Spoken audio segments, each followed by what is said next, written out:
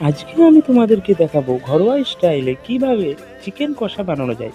এর স্বাদ এতটাই দুর্দান্ত যে একবার খেলে ভুলতে পারবেন না। চলুন শুরু করা যাক। Welcome to my channel Bangla বাড়ি। আমার সাথে থাকুন, আমার ভিডিও দেখুন।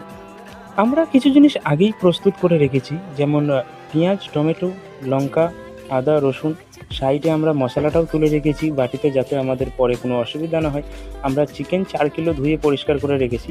চলুন এবার গরম তেলের ওপরে আমি দিয়ে দিই তেজপাতা এবং বাকি কিছু গোটা মশলা। এটা যখন তেলের ওপরে একটু কালার চেঞ্জ হলো, আমি এর মধ্যে দিয়ে দিলাম রসুনটাকে আমি, আর যদি আমাদের এর পরে লাগে আমরা পরে আবার টেস্ট করার পরে দেবো। আচ্ছা দেখুন, আমরা মাংসটা ঢেলে দিয়েছি। এবার মাংসটা আমরা এই মশলায় কষাতে থাকবো। আমরা কিন্তু এখন এতে কোনো ধরনের জল অ্যাড করব না। স্লো আছে এটাকে আমরা কষাতে থাকবো।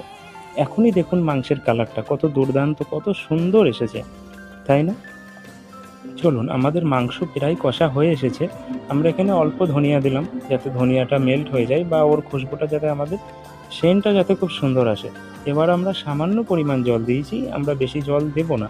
সামান্য জল দেওয়ার পরে আমরা এটাকে 10 মিনিট মতন কষিয়ে নেব। এবার আমরা দিয়ে দিচ্ছি 2-3 টুকরো লেবুর রস। এটা টক লেবু।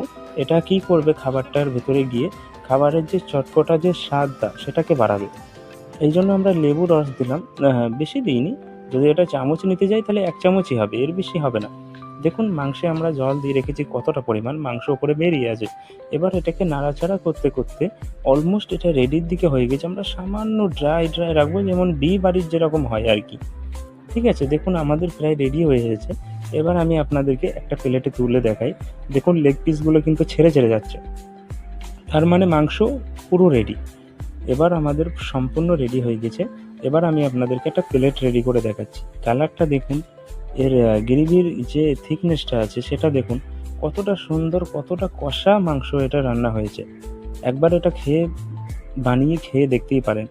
এটা অত্যন্ত সুস্বাদু একটা খাবার। এটা আপনি ভাতের সাথেও খেতে পারেন।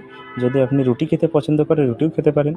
যদি আপনি শুধু খেতে পছন্দ করেন তাহলে আপনার জন্য আরও ভালো। এই মাংস এমন রেসিপি, এটা শুরুতেই বেশি মজা আসবে আপনার। আপনি দেখুন শুধু একবার এর কালার আর টেক্সচারটা, তারপরে আপনি আপনার একটা মূল্যবান কমেন্ট করে যাবেন। ধন্যবাদ সবাইকে।